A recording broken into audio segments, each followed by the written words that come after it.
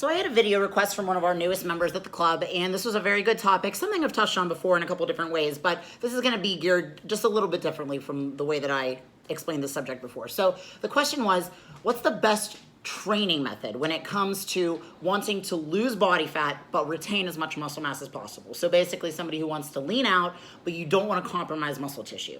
Now, I'm going to start off by saying, if you are a competitor, whether it be bodybuilding, powerlifting, any sort of athlete, or you're just a person who wants to do this but to a pretty serious level, you need to seek out a coach. Don't do this on your own. It's a very, very tricky process. You're going to be best off if you get a program that's geared specifically towards you. This is very detailed. I have so many clients, pretty much, I mean, any client who's trying to lean out, you want to try to do this because you don't want to lose muscle tissue. So every single person's program is so different. If I had one person do another's program, it would completely backfire and could do the opposite effect. So if you want to do this to a serious level, you need to have a coach or a trainer that's going to put you on a program that's specific for you. Now, if you're somebody who's just doing this on your own, just for your own personal benefits, I want to just try to give you some general tips.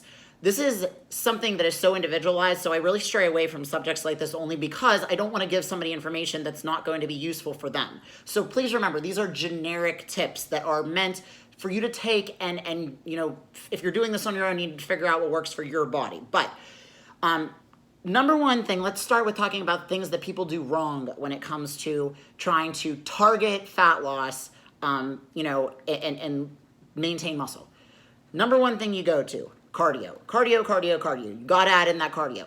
No, that's the biggest mistake. Cardio can be extremely muscle compromising, and most of the time, if you're doing too much cardio, you're trying to compensate to either keep your diet the same or compensate a poor diet.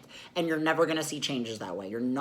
You may lose weight overall if you're doing a ton of cardio, but you're probably never gonna get to where you want to as far as losing body fat, and you definitely could be compromising muscle tissue in that process.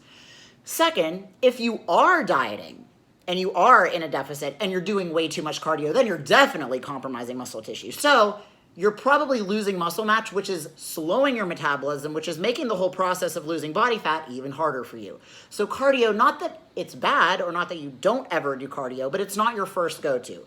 Your number one go-to is dietary changes. Now, I find two issues with making dietary changes for just normal population. Number one, you have people that are afraid of compromising muscle tissue and they don't diet enough, so they're not in enough of a deficit.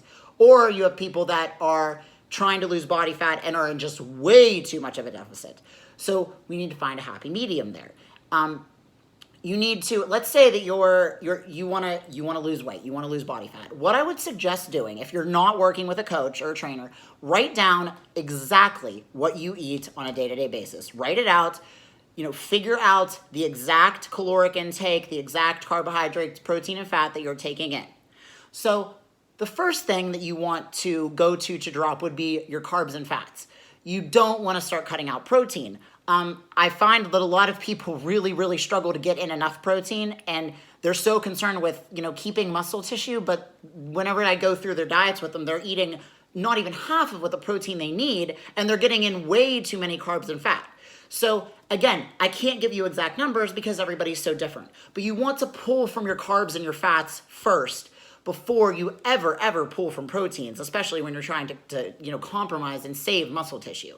So dietary changes always come first. When the dietary changes stop working, then you can add in cardio. Start off slow, 20 minutes, then maybe go to 30, then maybe go to 40. And don't run. You don't need to do crazy cardio. Just go for a walk, go on the treadmill, bike, elliptical, something steady state. Again, because you're not doing this to just burn calories. It's helping your metabolism be quicker all day, all the time. That's what we want when you're trying to lose body fat. You want a good, strong metabolism. You're not burning that many calories when you do cardio. Think about it. If you walk for 30 minutes or even jog for 30 minutes, that's not a huge caloric burn. You could eat that back in not even one normal sized meal. So it's not the caloric burn we're looking for, it's just to keep your metabolism going. The dietary changes are what's gonna put you in the deficit needed to lose body fat. Keep the protein up, pull from the carbs and fat, and then you can continue to drop the carbs and fat to an appropriate level And when you stop seeing changes that way, that's when you maybe go to the cardio. Now, as far as training goes, otherwise, muscle preservation, you need to pair that with a good, solid weight training program. Don't change up your weight training. Don't skip weight training to do cardio. If you want muscle mass and you want to maintain muscle mass, you have to lift weights. You wouldn't believe the people that I find that when they want to diet, they're like, oh, I'm going to start just lifting really light. And again, light is irrelevant, but just because you start dieting, that all of a sudden means you do 20 to 30 reps on everything and don't really try to push weight at all. No, if your weight drops a little bit because you're a little more fatigued, that's okay, but you want to push yourself still and lift as heavy as you possibly can. When I'm in a prep, I don't lower my working weights for exercises unless I have to.